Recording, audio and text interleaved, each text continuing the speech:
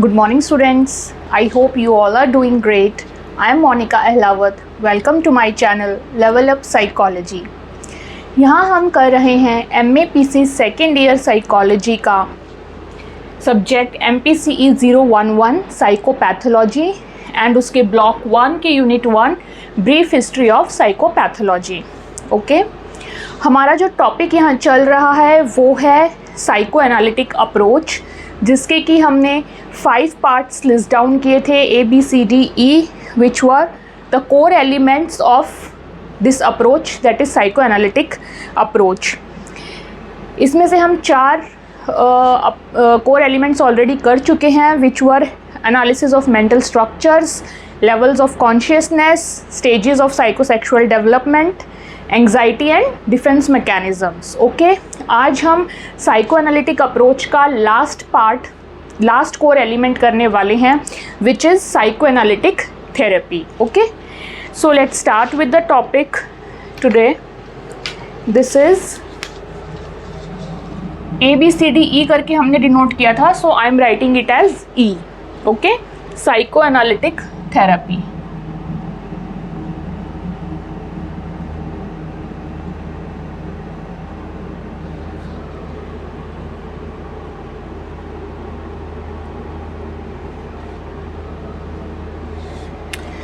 Okay, अब नाम से ही पता चल रहा है थेरेपी है, तो इसका मतलब इसमें साइकोलॉजिस्ट या थेरेपिस्ट होंगे एंड कोई पेशेंट होगा, राइट।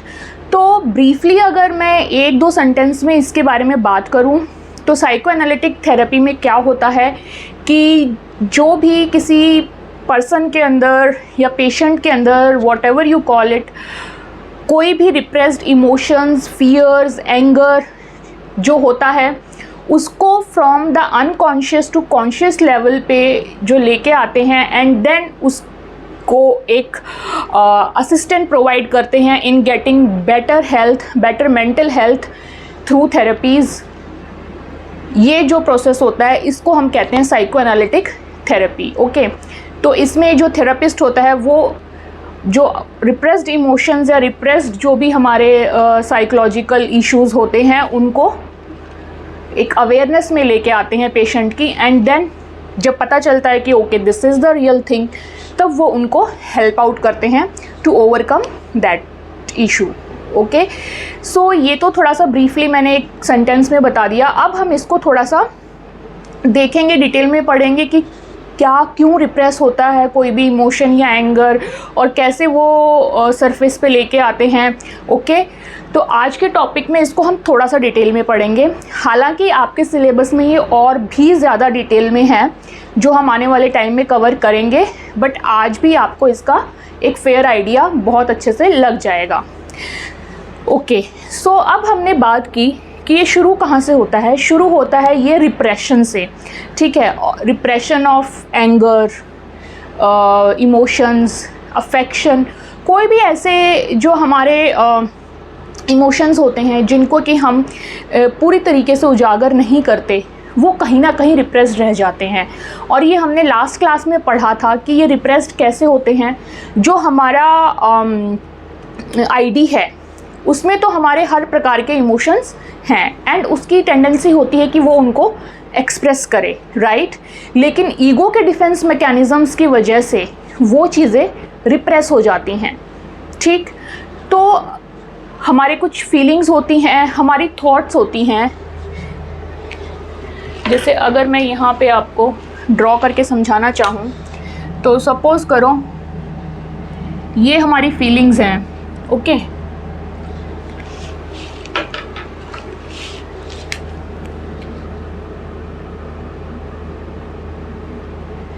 ये हमारी थॉट्स हैं।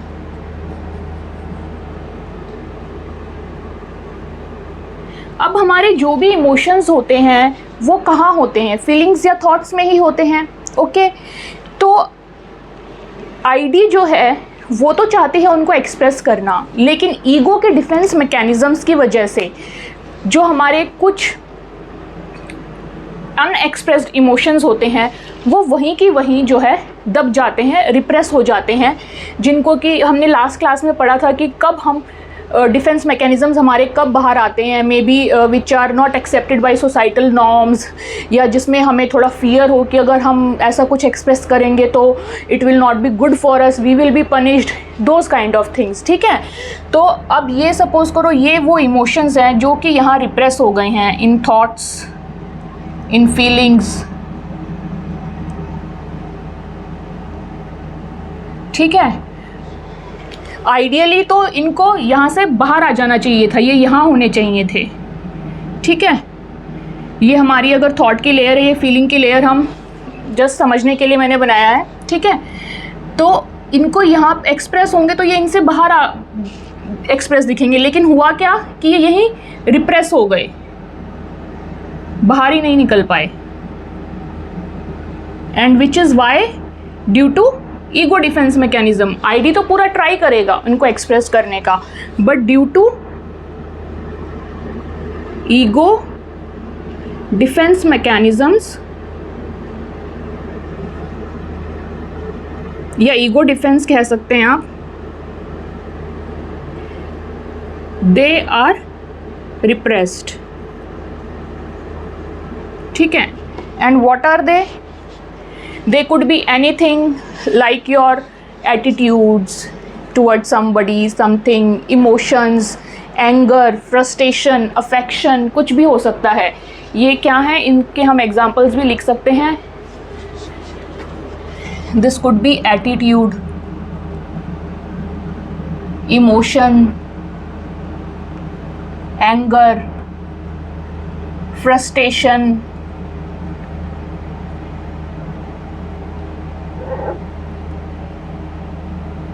या अफेक्शन। ओके, एंड जनरली ये कब होता है? चाइल्डहुड में। ऑल्दो ये टेंडेंसी हर एज ग्रुप में रहती है, लेकिन मोस्टली चाइल्डहुड में होता है कि ये जो कुछ इमोशंस या कुछ भी एंगर की फीलिंग, ये frustration, affection, attitude, these things they get repressed in our feelings and thoughts. And ये क्यों होती हैं? जनरली किसके प्रति होती हैं? अगर चिल्ड्रन में होती हैं तो या तो वो होंगी टूवर्ड्स पेरेंट्स या होंगी towards teachers in most of the cases. ठीक है, तो आइडियली ये जो इमोशन या ये जो एंगर, फ्रस्ट्रेशन है, ये होता है टूवर्ड्स समवन एल्स। जैसे कि एक चाइल्ड के केस में हम फॉर एग्जांपल बात करें, अगर कोई चाइल्ड ऐसा है जिसने बचपन में ऐसे स्ट्रिक्ट टीचर को फेस किया है जो कि होमवर्क ना करके आने पे बहुत ज़्यादा पनिश करती हैं। ठीक है, तो उससे रिलेटेड बच्चे के अंदर फ्रस्ट्रेशन आती है, एंगर आता है, लेकिन क्योंकि वो टीचर है, सुपीरियर है बच्चे से, बच्चा एक्सप्रेस नहीं कर पाता उस चीज़ को, और वो अंदर ही अंदर उसके वो थॉट्स में, फीलिंग्स में वो चीज़ दब जाती है कि जब कोई सुपीरियर अथॉरिटी वाला आपको कुछ काम करने को देता है एंड आप वो टाइमली नहीं कंप्लीट करते हैं, तो आपको जो है बहुत उसका गुस्सा झेलना पड़ता है। ठीक है, अगर ऐसा कोई सिचुएशन हम लेके चलें किसी चाइल्ड की, तो इस केस में उस चाइल्ड को क्या होगा कि उसका जो ओरिजिनल फ्रस्ट्रेशन है या ओरिजिनल उसकी जो एंगर है, it is towards the teacher. Okay,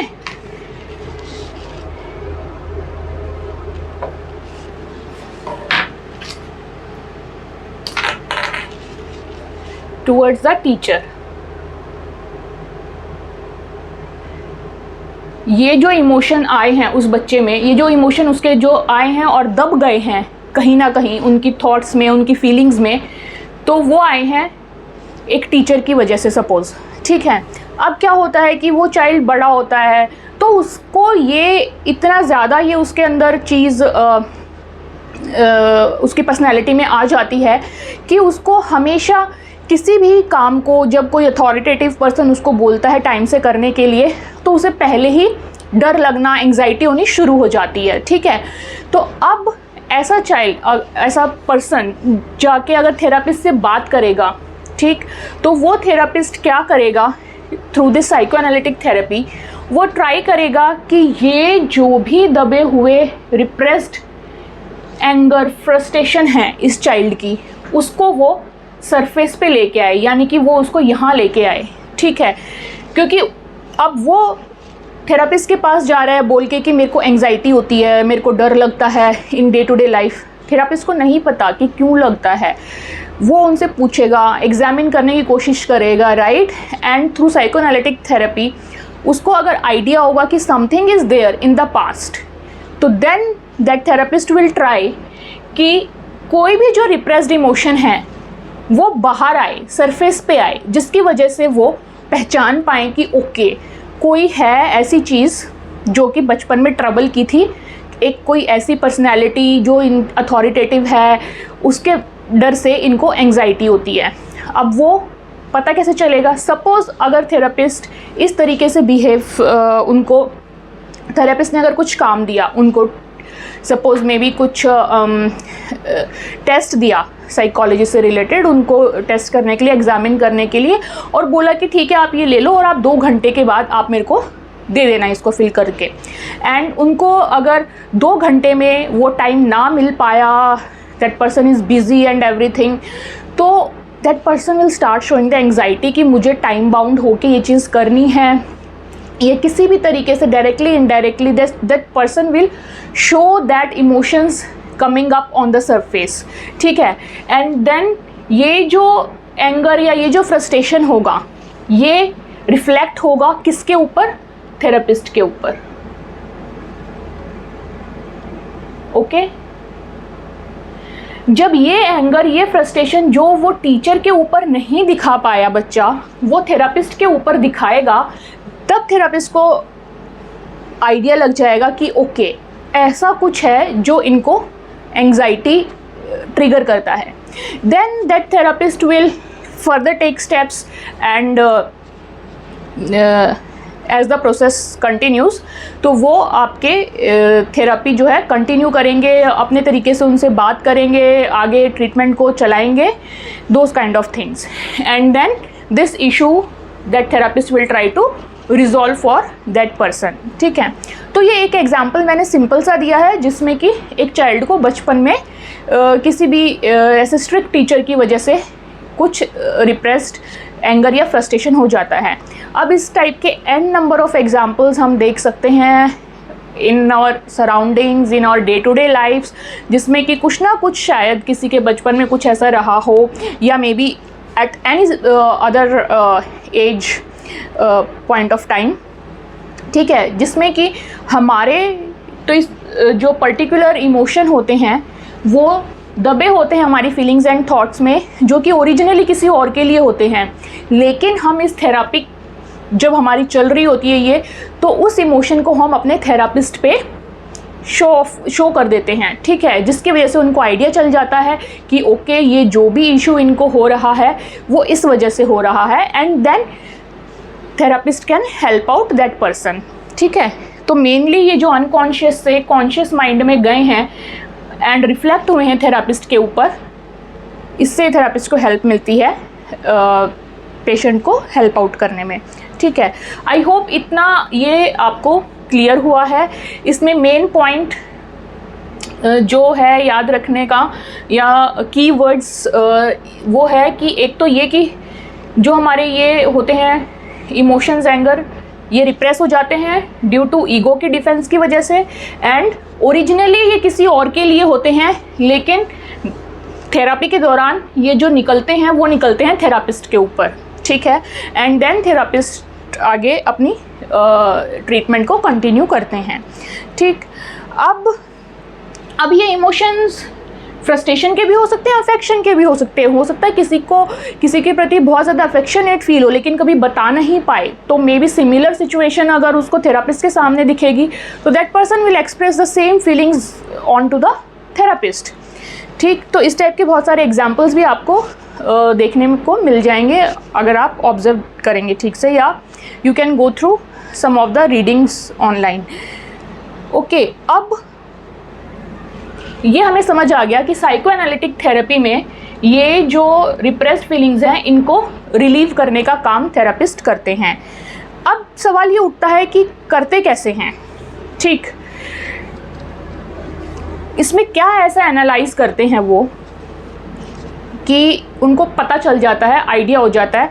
so the next question is how a therapist can access these repress. अब उसको ये आइडिया तो हो गया कि इनको एंग्जाइटी जो है किसी न किसी बात की वजह से हो रही है, ठीक है, लेकिन उसके पीछे पर्टिकुलरली कौन सा रिप्रेस्ड इमोशन है वो कैसे पता चलेगा, ठीक है, या कौन सी पर्टिकुलर कोई इंसिडेंट या क्या फियर या क्या फैंटेसीज है पर्टिकुलरली।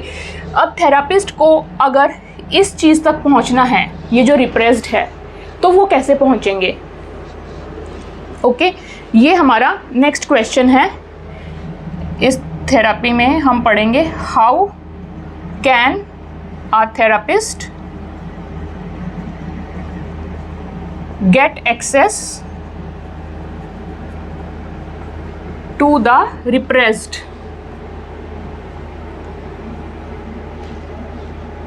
इमोशन।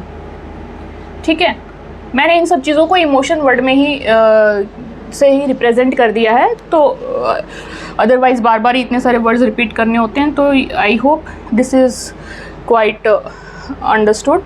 सो अब ये सवाल उठता है कि थेरापिस्ट, ठीक है, इनको हेल्प तो करेगा, जैसे ही इन्होंने प्रोजेक्ट किया है इनके ऊपर ये कोई भी सिचुएशन को, लेकिन थेरापिस्ट पूरा उस रिप्रेस्ड इमोशन तक कैसे पहुँचे। ठीक, तो इसका जवाब सिगमंड फ्रूइड ने क्या दिया कि थेरापिस्ट इस रिप्रेस्ड इमोशन तक पहुंच सकते हैं बाय ड्रीम इंटरप्रिटेशन। इसका आंसर क्या दिया, ड्रीम इंटरप्रिटेशन।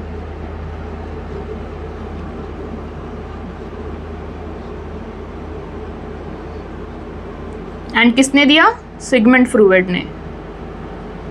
ये थेरेपी उन्हीं की दी हुई है, so we all know that. Okay, Sigmund Freud ने ये बोला कि ये जो रिप्रेस्ड इमोशंस हैं, इन तक पहुंचने का जो तरीका है वो है ड्रीम इंटरप्रिटेशन, यानी कि पेशेंट के ड्रीम्स को हम इंटरप्रेट करके, एनालाइज करके हम इन रिप्रेस्ड इमोशंस तक पहुंच सकते हैं। ठीक, अब ऐसा क्यों कि ड्रीम्स में हम, इन्होंने ऐसा क्यों बोला कि हम ड्रीम्स के थ्रू, ड्रीम इंटरप्रिटेशन के थ्रू हम उन इमोशंस तक जो रिप्रेस्ड है वो पहुंच सकते हैं। इसके पीछे उन्होंने जो लॉजिक दिया, वो लॉजिक ये था कि हमारे जो ये इमोशंस रिप्रेस्ड हुए होते हैं, ये क्यों हुए होते हैं, ड्यू टू ईगो के डिफेंस की वजह से। ठीक है, ईगो के डिफेंस ने इनको रिप्रेस कर दिया होता है। लेकिन जब हम सो रहे होते हैं, हमें ड्रीम्स कब आते हैं, जब हम सो रहे होते हैं, राइट। इन्होंने बोला कि जब हम सो रहे होते हैं तो उस टाइम पे हमारी जो ईगो का डिफेंस होता है वो लोअर डाउन हो जाता है। ईगो उस टाइम पे इतनी एक्टिव नहीं होती है, जिसकी वजह से क्या होता है कि ये जो रिप्रेस्ड इमोशंस हैं ये थोड़े थोड़े जो है ऊपर आने लगते हैं। ओके, एंड अवेयरनेस में आने लग जाते हैं, यहाँ तक कहीं सरफेस तक ये पहुँचते हैं। ओके, जिसकी वजह से वो फिर कहाँ रिफ्लेक्ट होते हैं, हमारे ड्रीम्स में रिफ्लेक्ट होते हैं। एंड यही रीज़न है कि ड्रीम को इंटरप्रेट करके एक थेरापिस्ट किसी भी पेशेंट के रिप्रेस्ड इमोशंस के बारे में जान सकते हैं। Okay, this was said by Sigmund Freud. I hope ये इतना पॉइंट आपको क्लियर है कि क्यों ड्रीम इंटरप्रिटेशन को उन्होंने बोला कि ड्रीम इंटरप्रिटेशन के थ्रू इन रिप्रेस्ड इमोशंस को समझा जा सकता है। क्योंकि इस टाइम पे जब हम सोते हैं तो हमारे जो ईगो का डिफेंस होता है वो लोअर डाउन हो जाता है। ठीक है, जिसकी वजह से ये जो दबे हुए रिप्रेस्ड इमोशंस होते हैं ये धीरे धीरे ऊपर आने लग जाते हैं एंड ड्रीम्स में किसी ना किसी फॉर्म में ये रिफ्लेक्ट होते हैं। इसीलिए इन तक पहुंचा जा सकता है किसी भी थेरापिस्ट के द्वारा। ओके, आई होप इतना क्लियर है। आप चाहें तो इसका एक स्क्रीनशॉट ले सकते हैं। देन हम आगे कंटिन्यू करेंगे इस ड्रीम इंटरप्रिटेशन से कि आगे अब कैसे थ्रू द ड्रीम्स एक थेरापिस्ट को पता चलता है कि क्या उनके रिप्रेस्ड इमोशंस हैं। Okay, just you can take a quick screenshot of this.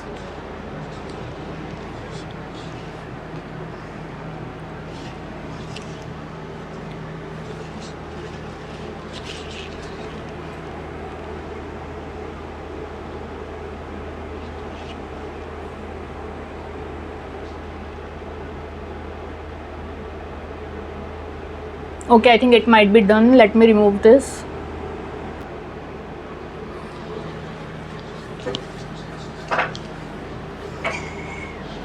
Okay, so ये मैंने एज इट इज़ रखा है ताकि हमें समझने में थोड़ा सा और हेल्प आउट करे ये चीज़। अब हम बात कर रहे थे एक सेकेंड, ड्रीम इंटरप्रिटेशन की, राइट?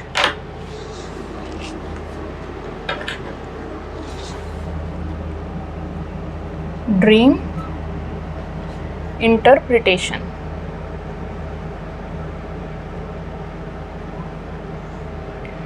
अब ये जो यहाँ से जब हम स्लीप में होते हैं, नींद में होते हैं, तो ये ईगो के डिफेंस मैकेनिज्म कम हो जाता है एंड जो रिप्रेस्ड इमोशन है वो धीरे धीरे करके ऊपर सरफेस तक आने लगता है एंड वो रिफ्लेक्ट होता है हमारे ड्रीम में। सपोज करो ये हमारा ड्रीम है यहाँ कहीं, ठीक है, लेकिन यहाँ पे ये एज इट इज़ नहीं आएगा, ठीक है?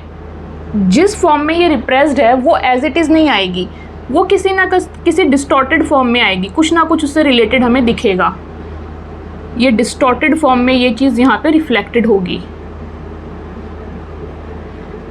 Not as it is.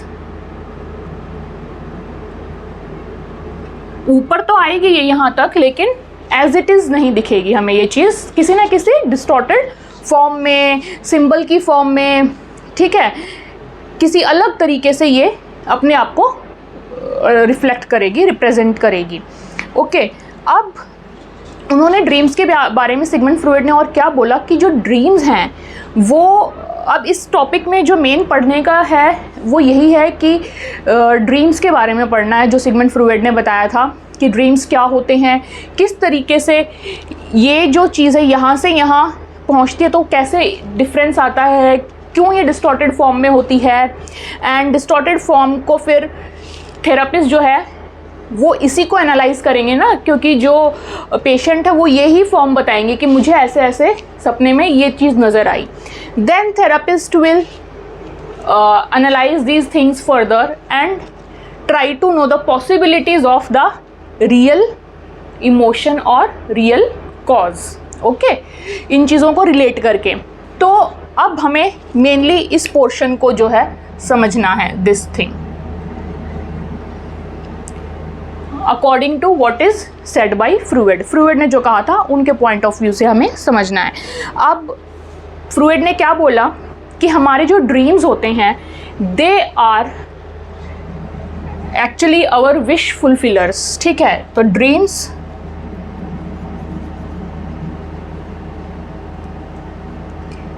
Help in wish fulfilment.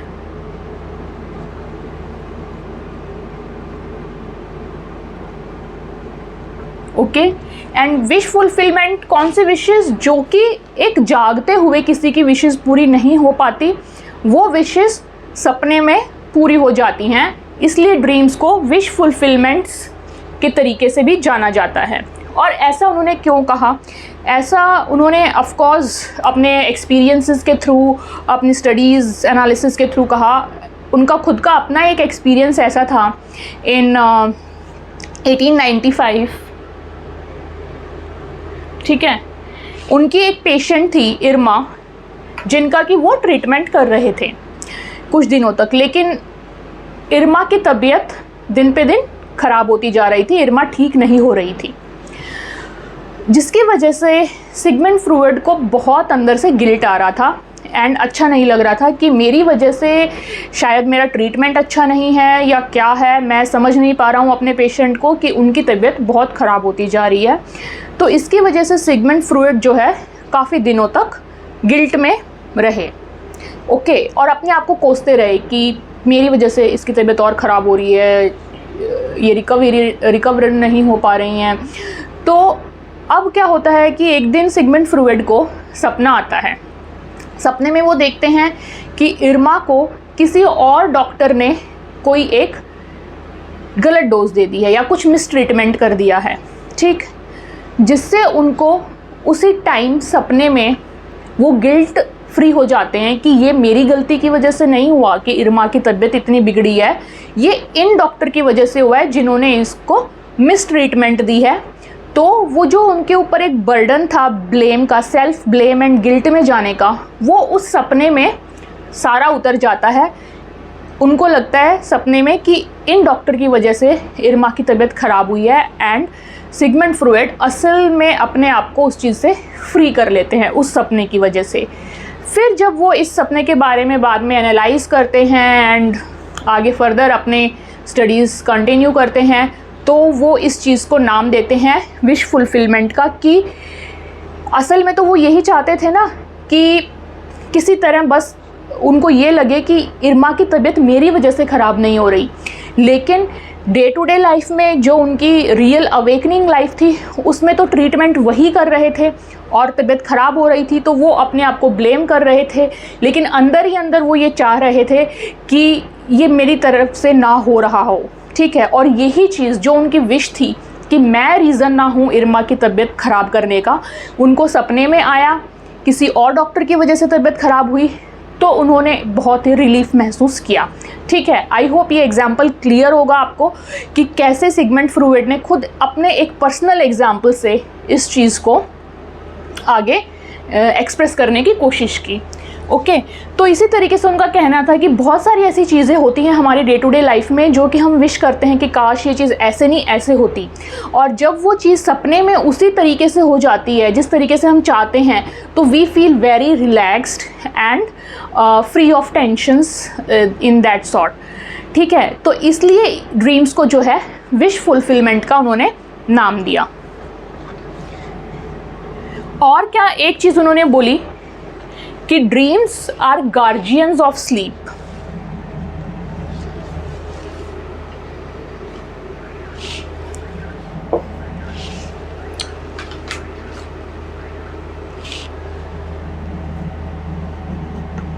Dreams are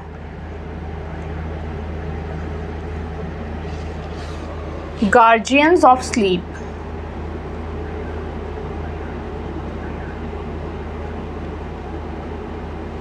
guardians of sleep का मतलब क्या?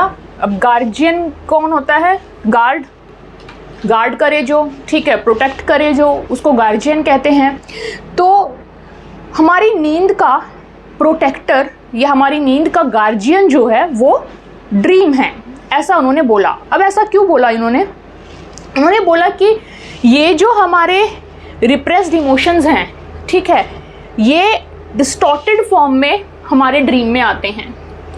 अगर तो ये एज इट इज़ आ जाएं तो हमें नींद नहीं आएगी, हम बहुत घबरा जाएंगे, क्योंकि हो सकता है ये जो रिप्रेस्ड इमोशन है ये कोई बहुत डर भरा इमोशन हो, ठीक है। अगर ये एज इट इज़ अपीयर हो जाए ड्रीम में तो हमारी स्लीप जो है डिस्टर्ब हो जाएगी, राइट।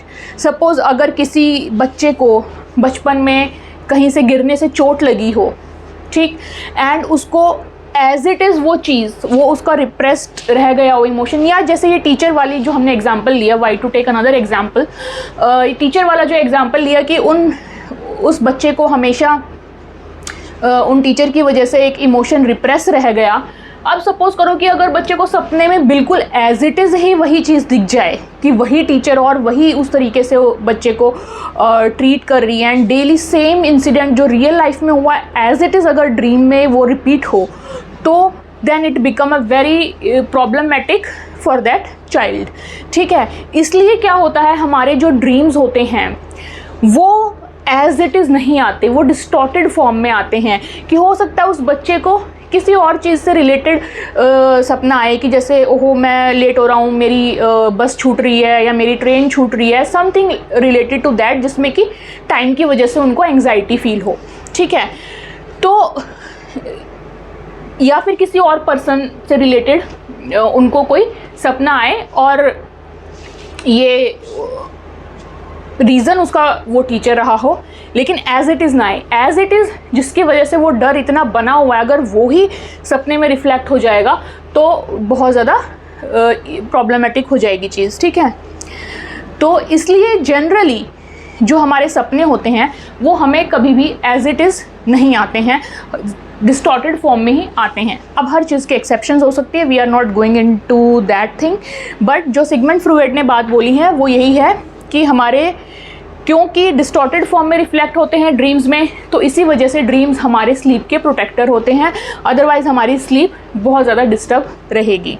ठीक, इसीलिए कहते हैं कि dreams are guardians of sleep. Okay,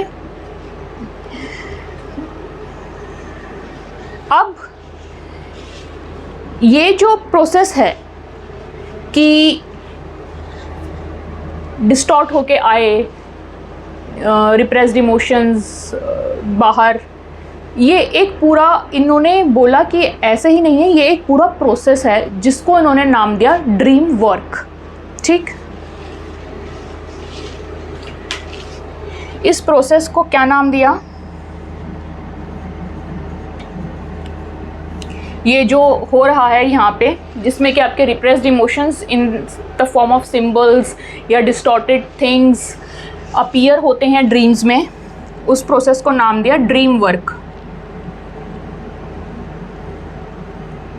ठीक है, तो अल्टीमेटली एक थेरापिस्ट को क्या करना होता है? एक थेरापिस्ट को ड्रीम वर्क को समझना होता है कि किसी भी पेशेंट में जो यहाँ साइको एनालिटिक थेरेपी के लिए आए हैं, उनका जो ड्रीम वर्क है वो किस टाइप से है। ठीक, अब इस ड्रीम वर्क को समझने के लिए एक सेंटेंस लिख लेते हैं ड्रीम वर्क के बारे में कि it is a process by which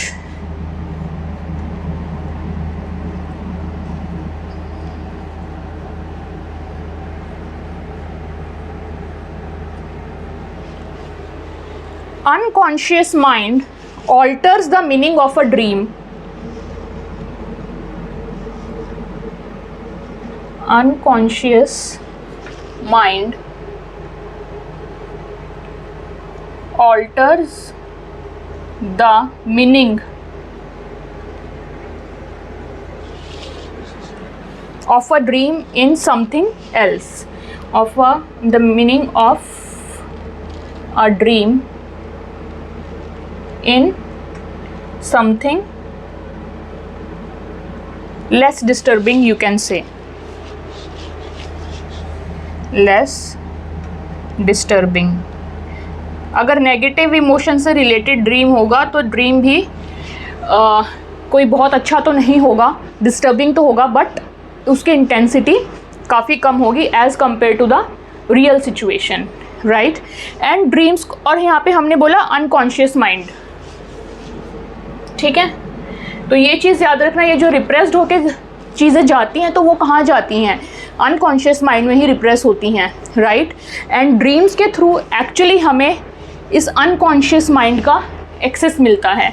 okay, dreams जो होते हैं उनको सिगमंड फ्रॉयड ने एक और चीज़ बोली थी कि they are the royal road to the unconscious mind. ठीक है, ड्रीम्स आर, ये भी आप लाइन लिख सकते हैं, काफ़ी समझने में आसानी होगी। ड्रीम्स आर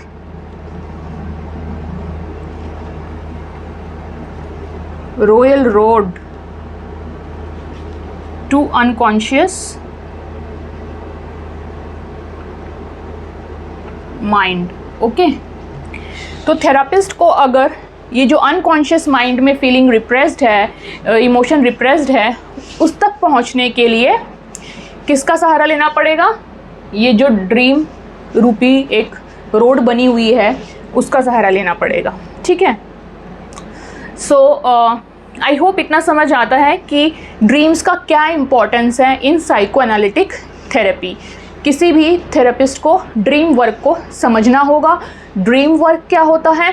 ड्रीम वर्क वो प्रोसेस है जिसके थ्रू ड्रीम्स अनकॉन्शियस माइंड में पड़ी हुई रिप्रेस्ड इमोशन को कन्वर्ट करता है इन सम डिफरेंट फॉर्म एंड उसको ड्रीम्स में शो ऑफ करता है। एंड रिप्रेस्ड फॉर्म में किस लिए डिस्टॉर्टेड फॉर्म में या सिंबल्स में किस लिए कन्वर्ट करता है? ताकि हम जो है आराम से सो सकें, हमारी स्लीप को वो गार्ड करता है, क्योंकि अदरवाइज़ सेम अगर चीज़ रिफ्लेक्ट होके आएगी तो वो बहुत ही प्रॉब्लमेटिक या डिस्टर्बिंग हो जाएगा। ओके, अब वो एक और पॉइंट इसमें रह गया जो कि और क्लियर करेगा कि ड्रीम कैसे उस चीज़ को जो है डिफरेंट फॉर्म में लेके आता है असली वाली चीज़ को। तो आप इसका एक क्विक स्क्रीनशॉट ले लें, बिल्कुल सिर्फ 1-2 मिनट का और रह गया है समझना इसमें।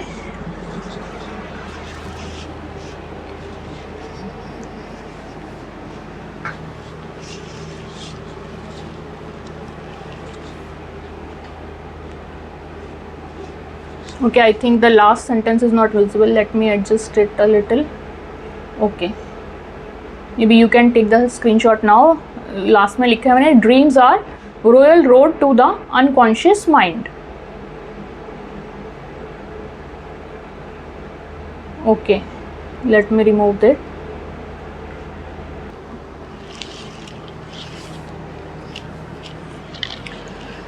Okay, so अब मैंने ये वाला रिमूव किया, ड्रीम वर्क को रहने दिया है क्योंकि हम ड्रीम वर्क को ही समझने का काम है अब हमारा, ठीक है। एक थेरापिस्ट को अब क्या करना है, ड्रीम वर्क को समझना है कि कैसे कोई चीज़ होती कुछ और है लेकिन ड्रीम में हमें कुछ और दिखाई देती है, ठीक, लेकिन फिर भी हम उसको किसी तरीके से एनालाइज करके हम उस रिप्रेस्ड इमोशन तक पहुंच सकते हैं। तो वो कैसे करते हैं, उस चीज़ के पीछे का लॉजिक हम अभी देखते हैं। तो ड्रीम वर्क को समझने के लिए ड्रीम को समझना पड़ेगा कि ड्रीम एक्चुअली होता क्या है। ये तो प्रोसेस हो गया कि इस तरीके से ड्रीम काम करता है, लेकिन ड्रीम होता क्या है। तो इसमें सिगमंड फ्रॉयड ने बताया कि ड्रीम जो है, ड्रीम का कंटेंट, ठीक है, dream is nothing but the content that appears in dream. अब सिगमंड फ्रॉयड ने बोला कि जो ड्रीम का कंटेंट है ये 2 पार्ट्स में डिवाइड होता है, ठीक है। तो हम यहाँ लिख सकते हैं ड्रीम कंटेंट। ड्रीम के वर्क को समझने के लिए ड्रीम के कंटेंट को हमें समझना पड़ेगा, ऐसा सिगमंड फ्रॉयड ने बोला। और ड्रीम के 2 कंटेंट कौन से बताए इन्होंने बोला, एक कंटेंट तो है इसका manifest content, okay, manifest content. और दूसरा कंटेंट कौन सा है ड्रीम का, इट इज लेटेंट कंटेंट, ठीक है, लेटेंट कंटेंट। अब जैसे हमें नाम से ही पता चल रहा है, मैनिफेस्ट का मतलब जो चीज दिखती है, ठीक है, उजागर रूप से, है ना, प्रत्यक्ष जो चीज़ दिखती है, जो हो जाती है, उसको कहते हैं मैनिफेस्ट। लेटेंट मतलब जो सोई पड़ी है, एक्टिव नहीं है, इनएक्टिव है, उसको हम बोलते हैं लेटेंट, ठीक है। तो अब सिगमंड फ्रॉयड ने बोला कि कोई भी हमारा ड्रीम का कंटेंट होता है उसके 2 पार्ट होते हैं, एक तो होता है लेटेंट कंटेंट, एक होता है मैनिफेस्ट कंटेंट। मैनिफेस्ट कंटेंट वो कंटेंट है जो कि किसी भी ड्रीमर को, जो भी सोया हुआ है, उसको जब ड्रीम आ रहा है तो उसको जो सपने में दिख रहा है और सुबह उठ के जब वो उसको बताता है, जो उसको याद रहता है, वो चीज़ आती है मैनिफेस्ट कंटेंट में।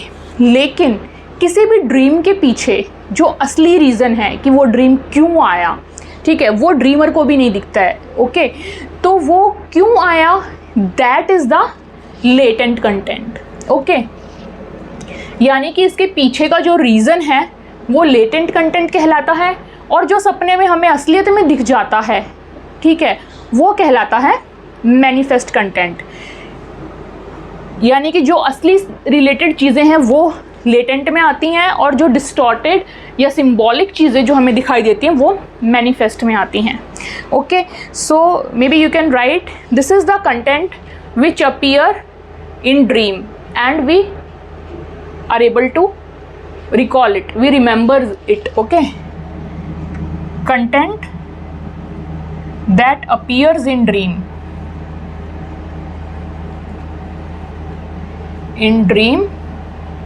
and dreamer remembers them, dreamer remembers them, ठीक है। ये हो गए हमारे मैनिफेस्ट कंटेंट। और ये किस फॉर्म में, ये कंटेंट किस फॉर्म में अपीयर होता है, सिंबल्स की फॉर्म में। सिंबल्स कह लो, डिस्टॉर्टेड कंटेंट कह लो, मतलब किसी भी तोड़ मरोड़ के ये हमारे ड्रीम में कंटेंट आता है। एंड ये क्या होता है latent content? It is the actual content या true meaning of the repressed thing. ठीक है, आप इसको कह सकते हैं it is hidden content, hidden या repressed content. Okay, and also this is the true meaning. तो अब आप देख सकते हैं कि जो थेरापिस्ट हैं उनको ड्रीम को एनालाइज करके, यानी कि ड्रीम के बारे में सुन के, ड्रीम वर्क के थ्रू मैनिफेस्ट कंटेंट के बारे में तो पता चल जाता है कि मैनिफेस्ट कंटेंट क्या है। वो तो ड्रीमर अपने आप बता देंगे, राइट। हालांकि उसमें भी स्टेप्स फॉलो होते हैं, इतनी आसानी से नहीं बताते हैं। लेकिन जो थेरापिस्ट है उसका मेन काम क्या है? लेटेंट कंटेंट तक एनालाइज करना चीज़ों को, तभी जो है वो जाके उनको हेल्प आउट कर पाएंगे। इसका एक एग्जांपल मैं आपको देती हूँ किसी भी एक ड्रीम का, जो मैनिफेस्ट एंड लेटेंट कंटेंट आपको उसमें समझ आएगा। फॉर एग्ज़ाम्पल, जैसे कई बारी ये बहुत ही कॉमन ड्रीम है जो यूजुअली काफ़ी सपने में आता है लोगों के, कि सपने में किसी को दिखाई दे रहा है कि उनका टीथ जो है वो गेटिंग ब्रोकन। ठीक है, टीथ, दांत टूट रहा है सपने में। अब ये तो हो गया मैनिफेस्ट कंटेंट, ओके, कि ये सपने में आया दांत टूट रहा है, लेकिन असलियत में तो दांत नहीं टूट रहा, राइट। ये सपने में मैनिफेस्ट हुआ कंटेंट है। इसके पीछे का लेटेंट कंटेंट क्या हो सकता है? इसके पीछे का लेटेंट कंटेंट कोई आप एज सच नहीं बता सकते कि ओके अगर ऐसा सपना है तो ये ही होगा। No, there could be many possibilities. Okay, इसके पीछे का लेटेंट कंटेंट कुड बी कि that person is suffering from anxiety in real life about losing something या लूजिंग समवन, या फिर most probably losing some power, some control. ठीक है, तो इस तरीके की किसी एंग्जाइटी से वो पर्सन हो सकता है रियल लाइफ में फियर हो, उसको ऐसी कोई एंग्जाइटी हो जिसकी वजह से उसको सपने में ऐसा आया। ठीक है, तो अगर उसको सपोज करो वो किसी पावर पोजीशन में है, किसी कंट्रोलिंग पोजीशन में है, अगर उसको डे टू डे लाइफ में वो एंग्जाइटी है, और वो एंग्जाइटी अगर वो सपने में अगर सेम चीज़ देख ले कि I am no more controlling these many things, ठीक है, मेरे हाथ से ये पावर चली गई है, तो ऑफकोर्स वो बहुत ही डिस्टर्बिंग सपना होगा एंड उस इंसान को नींद बिल्कुल नहीं आएगी। तो इसलिए हमारा ड्रीम क्या काम करता है, उसको सिंबॉलिक फॉर्म में रिप्रेजेंट करता है कि उसने सपने में दिखाया कि आपका दांत टूट गया। ठीक है, तो अब इंसान को उतना फ़र्क नहीं पड़ेगा क्योंकि उसका जो मेन डर था वो तो कुछ और था। ठीक है, एंड ऑफ कोर्स जब उठ के देखा तो दांत सही सलामत भी है, राइट। तो दिस इज़ हाउ जो हमारे ड्रीम्स हैं वो गार्जियन का काम भी करते हैं। और इस एग्जाम्पल से आपको समझ भी आया होगा कि मैनिफेस्ट कुछ और होता है, लेकिन उसके पीछे जो ट्रू मीनिंग, जो लेटेंट मीनिंग होता है वो कुछ और होता है। तो ये सब लेटेंट मीनिंग, ट्रू मीनिंग और मैनिफेस्ट मीनिंग, ये सब ड्रीम वर्क का ही पार्ट है। कैसे एक अनकॉन्शियस माइंड से ड्रीम तक वो काम करता है, dream work. And then therapist जो है वो इस ड्रीम वर्क को एनालाइज करके, उनके कंटेंट्स को एनालाइज करके, जब उन्हें आइडिया हो जाता है कि ओके क्या चल रहा है पेशेंट के साथ, तो वो फिर उस चीज़ को अकॉर्डिंगली ट्रीटमेंट देते हैं। तो ये था आपका साइको एनालिटिक थेरेपी। अब दिस इज़ ओवर। इसमें हमने I can just revise it for you in 1 minute. इसमें हमने पढ़ा कि साइको एनालिटिक थेरेपी में कि हमारे जो रिप्रेस्ड इमोशंस, फियर्स, एंगर या फिर अफेक्शन से रिलेटेड जो भी चीज़ें होती हैं, जो हमारी फीलिंग्स या थॉट्स में ओवर द टाइम दब जाती हैं ड्यू टू एनी रीजंस, वो साइको एनालिटिक थेरेपी के ज़रिए जिसके ऊपर होती हैं, जिसकी वजह से दबी होती हैं, कभी निकल नहीं पाई, वो चीज़ें थेरापिस्ट के ऊपर निकल जाती हैं। एंड देन थेरापिस्ट को आइडिया हो जाता है और वो हमें पर्सन को हेल्प आउट करने की कोशिश करते हैं, उनको ट्रीटमेंट करने की कोशिश करते हैं। अब और डीपली जाएं तो सिगमंड फ्रॉइड ने बोला कि थेरापिस्ट असल में इन रिप्रेस्ड इमोशंस तक पहुंचते कैसे हैं, थ्रू ड्रीम इंटरप्रिटेशन। और ड्रीम इंटरप्रिटेशंस में फिर हमने ड्रीम्स के बारे में पढ़ा कि ड्रीम जो होते हैं वो हमारे विश फुलफिलमेंट्स में हेल्प करते हैं, वो हमारे गार्जियंस ऑफ स्लीप होते हैं, एंड ड्रीम वर्क के थ्रू वो हमारे इन रिप्रेस्ड इमोशंस को सरफेस तक लेके आते हैं, लेकिन डिस्टॉर्टेड फॉर्म में। ठीक है, अनकॉन्शियस माइंड में दबे हुए इन रिप्रेस्ड इमोशंस को सिंबॉलिक फॉर्म में, डिस्टॉर्टेड फॉर्म में लेके आते हैं, ताकि हमें उतनी दिक्कत ना हो जितनी कि हम असलियत में फेस करते हैं उन चीज़ों को लेके, एंड इसकी वजह से हमें नींद अच्छी आती है। एंड ये जो ड्रीम वर्क का प्रोसेस होता है, इसमें ड्रीम के कंटेंट की बहुत बड़ी भूमिका होती है। ड्रीम के कंटेंट दो टाइप के होते हैं, manifest content and latent content. Manifest जो कि हमें दिखता है, ड्रीमर को याद रहता है, वो मैनिफेस्ट कंटेंट कहलाता है। और जो लेटेंट कंटेंट जो कि असली मीनिंग होता है, जिसकी वजह से वो सपना हमें आया होता है, उसको लेटेंट कंटेंट कहते हैं। And through this analysis of dream work, therapist जो है लेटेंट कंटेंट तक पहुंचने की कोशिश करते हैं एंड पेशेंट को हेल्प आउट करते हैं। So I hope this is clear to you, and ये इंटरेस्टिंग भी था एंड इम्पॉर्टेंट भी था बहुत ज़्यादा, साइकोएनालिटिक थेरेपी। हालांकि हम आगे आने वाले सब्जेक्ट्स में इसको और डिटेल में भी पढ़ेंगे, but this is a very important part. And Sigmund Freud ने इंटरप्रिटेशन ऑफ ड्रीम्स के नाम से बुक भी लिखी है। सो ड्रीम्स के बारे में उन्होंने बहुत ज़्यादा उनका वर्क है। सो आप ये ऑफलाइन भी आप देख सकते हैं, पढ़ सकते हैं। नेक्स्ट क्लास में हम करेंगे इस चैप्टर का एक लास्ट पार्ट बचा है, which is humanistic approach, that we will do in next class. So if you have understood this video and liked, then please like this video, and I see you in next class. Till then, take care, bye bye.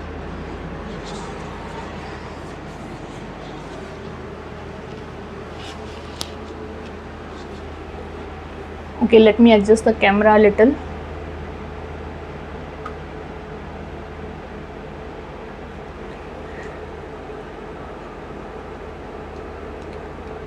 And if you found it meaningful, please share and subscribe the channel also. I think it is fine now.